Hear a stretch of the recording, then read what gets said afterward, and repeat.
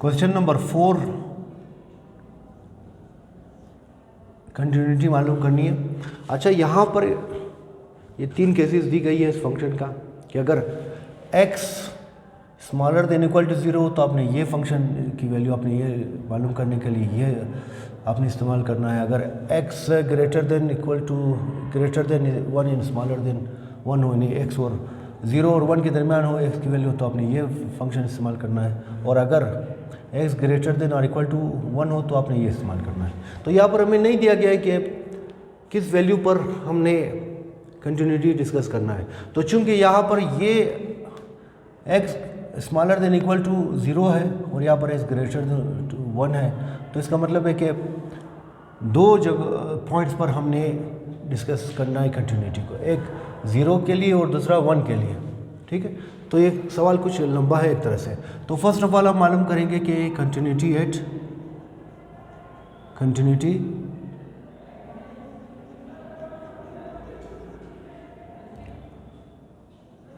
x equal to 0 अगर हो, ये हमने डिस्कस करना है इसको। तो इसके लिए हम कौन से फंक्शन लेंगे, f of x minus 2x। Continuity at x equal to 0 मालूम करने के लिए हम इन दोनों को लेंगे क्योंकि इनका ताल्लुक 0 से है। तो when x smaller than equal to 0, तो ये फिर f ऑफ x वैल्यू हम लेंगे x when x greater than 0 smaller than equal to 1। तो ये चीज़ सबसे पहले मालूम करेंगे इसके लिए लिमिट। उसी तरह limit at x equal to 0, तो इसके लिए भी 2 काम के। पहला हमने मालूम करना है लेफ्ट हैंड लिमिट, ये इसके लिए फिर इस्तेमाल करेंगे l limit x approaches to 0 f of x, ये माइनस इसके ऊपर अलामत लिमिट x अप्रोचेस टू 0। अच्छा, इसके लिए हम ये इस्तेमाल करेंगे माइनस 2x।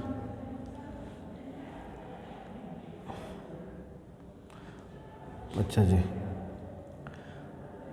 जब आप अप्लाई करोगे तो इस पर, तो ये आपने अप्लाइंग लिमिट, तो ये 2 आ गया, बस डायरेक्ट अप्लाई कर दे, ये आ गया, तो ये आ गया हमारे पास 0। ठीक, उसके बाद हम मालूम करेंगे राइट हैंड लिमिट, ये उसके लिए फिर हम इस्तेमाल करेंगे f of x limit x approaches to 0 from right side. उसके लिए वैल्यू हम इस्तेमाल करेंगे ये limit x approaches to 0 x, apply करेंगे तो ये आ गया 0। तो अब आप देख रहे हैं कि फ्रॉम पॉइंट 1, ये फ्रॉम इक्वेशन नंबर 2 से ये जाहिर है कि फ्रॉम 1 and 2 क्लियरली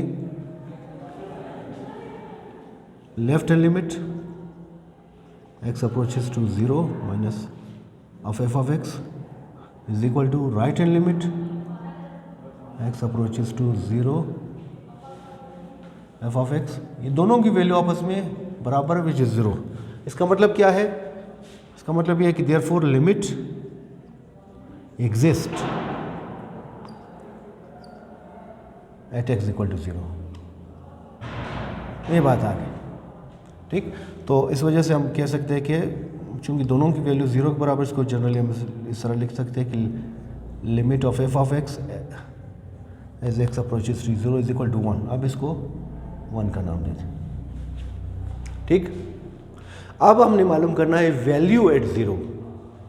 पहला काम तो हमने ये कर लिया, दूसरा काम value of function at x equal to 0, ये क्या होगा।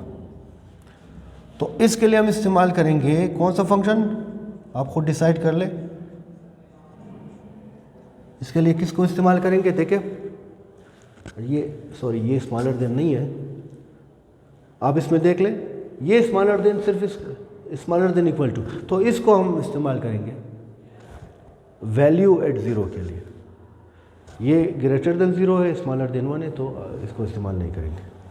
तो that is why minus 2x को हम लेंगे, फिर यहाँ पर आप पुट करेंगे, पुट x बराबर 1 किस 0।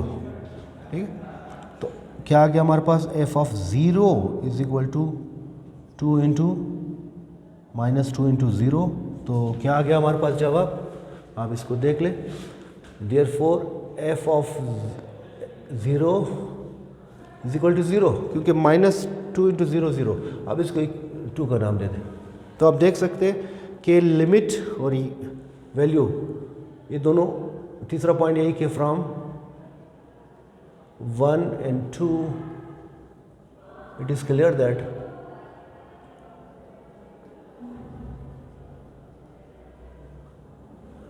limit of f of x as x approaches to 0 is equal to value at 0। दोनों वैल्यू, लिमिट भी 0 आ गया और value at x equal to 0 भी 0 आ गया। तो क्या आ गया, पहला हमने लिमिट हमने मालूम कर लिया, ठीक है। कंटिन्यू हमने डिस्कस कर रहे हैं, कंटिन्यू डिस्कस करें at zero, at X equal to 0 पर। तो पहला हमने कर लिया लिमिट, उसके लिए फिर लेफ्ट हैंड लिमिट के अलग, राइट हैंड लिमिट के लिए अलग।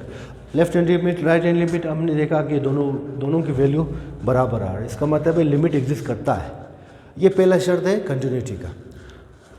दूसरा कंडीशन क्या है, हमने एग्जैक्ट वैल्यू मालूम करनी है एक्स इक्वल टू 0 फंक्शन का।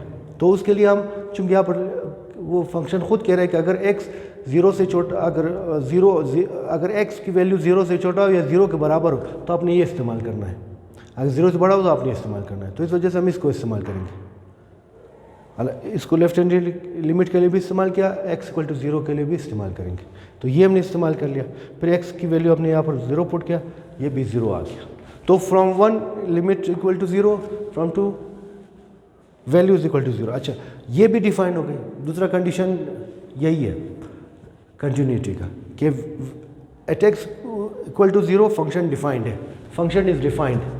आप कह सकते हैं यहाँ पर function is defined, therefore function is defined. एक जुमला अगर आप लिखना चाहे, ऐड करना चाहे तो अच्छी बात होगी। Function is defined, function is defined का मतलब ये है कि for X equal to 0 we have a finite real value for f of x। अच्छा जी, ये भी बात भी हो गई। अब तीसरा कंडीशन देखते हैं कि सेटिस्फाई होता है नहीं कंटिन्यूटी। वो क्या कह रहा है कि वो ये कह रहा है कि limit of f of x at x equal to 0 must be equal to f of a। और ये भी सही है, क्योंकि यहाँ पर देखें लिमिट की वैल्यू आ गई 0, यहाँ पर हमने वैल्यू निकाली वो भी 0 आ गया।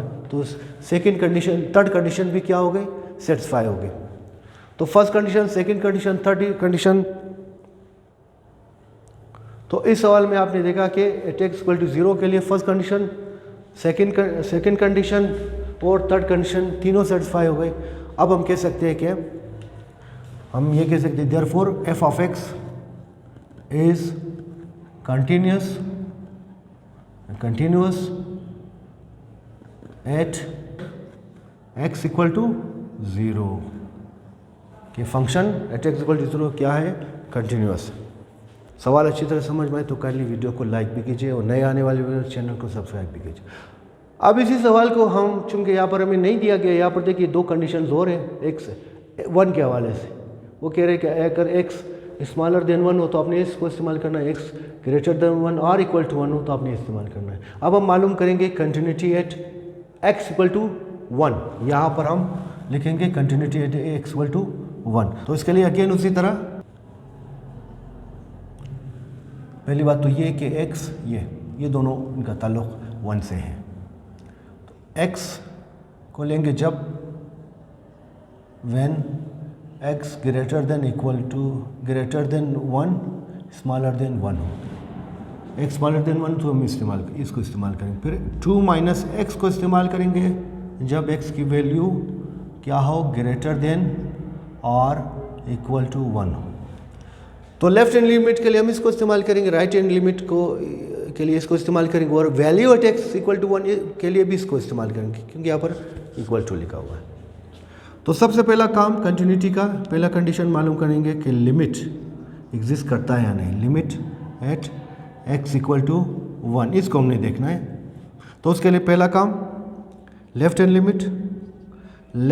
लिमिट ये हमने करना है। उसके लिए हम इस्तेमाल करेंगे कि limit x approaches to 1 from left side f of x, limit x approaches to 1, इसके लिए हमने ये इस्तेमाल करना है ये।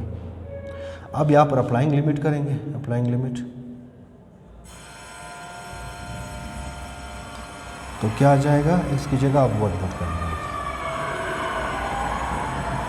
अब अगेन हम मालूम करेंगे राइट हैंड लिमिट को, right hand limit, limit x approaches to 1 from right side f of x, इसके लिए हम इसको इस्तेमाल करेंगे ग्रेटर देन 1 है यहाँ से इस तरफ, तो limit x approaches to 1 2 minus x, ये चीज़, इसको भी आप अप्लाइंग लिमिट, अप्लाई लिमिट, तो जब अप्लाई लिमिट करोगे तो ये क्या आ जाएगा 2 minus 1 और इसका जवाब आ जाएगा 1, 2 minus 1 1, ये।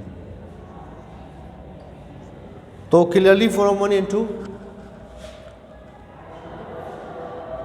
from 1 into clearly it is clear that या clearly क्या है कि left hand limit at x approach minus 1 is left hand limit from is equal to right hand limit at 1, ये दोनों आपस में बराबर है, दोनों की वैल्यू क्या आ गई हमारे पास 1। देयरफॉर हम कह सकते हैं कि, या इसको आप लिख सकते हैं कि लिमिट, जनरली हम लिखेंगे इस तरह is equal to 1, therefore limit exist, limit exist, limit exist करता है। ये पहला कंडीशन सेटिस्फाई होगा कंटिन्यूटी का एट x इक्वल टू 1। अब दूसरा कंडीशन हम देखेंगे, दूसरा कंडीशन क्या कह रहा है कि वैल्यू हमने मालूम करना है फंक्शन का, value of the function at x equal to 1, ये हमने डिस्कस करना है। तो उसके लिए हम किसको लेंगे, किस फंक्शन को लेंगे, मैंने बताया जो ग्रेटर देन, जो इक्वल टू हो, देखिए इसके साथ इक्वल टू, तो इसके लिए हम ये इस्तेमाल करेंगे कि f ऑफ x बराबर है 2 minus x, ये, क्योंकि वो कह रहे हैं कि x ग्रेटर देन या इक्वल टू हो, तो इक्वल टू एग्जैक्ट वैल्यू हमने मालूम करना है, तो इसको हम इस्तेमाल करेंगे। अब अगेन इसमें आपने क्या करना है, पुट करना है, पुट x इक्वल टू 1, तो क्या आ गया हमारे पास f of 1 is equal to 2 minus 1, ये आ गया f of 1 is equal to 2 minus 1 1, ये चीज़ आ गई, इसको आप नंबर 2 का नाम दें। तो दूसरा कंडीशन भी सेटिस्फाई हो गया, एक फाइनाइट वैल्यू आ गई, ठीक है, f of x is defined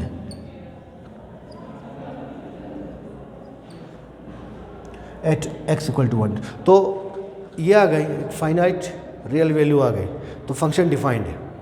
अच्छा जी, अब तीसरा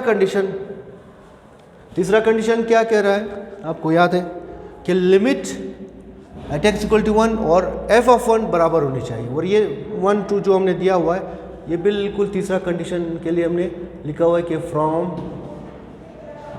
1 and 2 it is clear that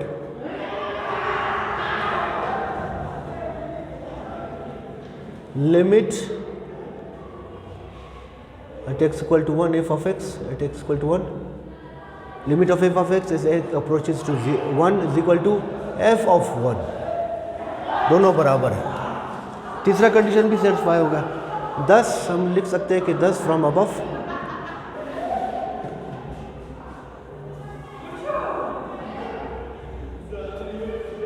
it is clear that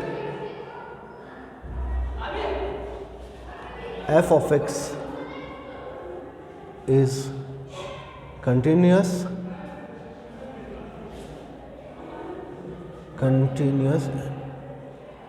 at x equal to 1, तो दोनों के लिए कंटिन्यूस है, पॉइंट x के लिए, पॉइंट x इक्वल टू 0 के लिए भी और 1 के लिए भी। आई होप सवाल समझ में आ गया होगा, इसको आप खुद प्रैक्टिस कर ले, पहले अच्छी तरह से समझें, कॉन्सेप्ट इसका क्लियर हो जाए आपके लिए, पहले इसको अच्छी तरह से समझें, फिर आप इसको प्रैक्टिस कर लें। यहाँ तक अगर अभी तक आप लोगों ने वीडियो को फॉलो किया है तो कुछ समझा है तो वीडियो को लाइक कीजिए, चैनल को सब्सक्राइब कीजिए, और इसे अपने दोस्तों के साथ, क्लास फेलोज़ के साथ ज़रूर शेयर कीजिए, ताकि बाकी भी आपकी तरह इस्तेफ़ादा कर सके और चैनल भी हमारा ग्रो हो सके, जो कि हमारे लिए बाइस से मोटिवेशन का बाइस बनता है। Have a nice day.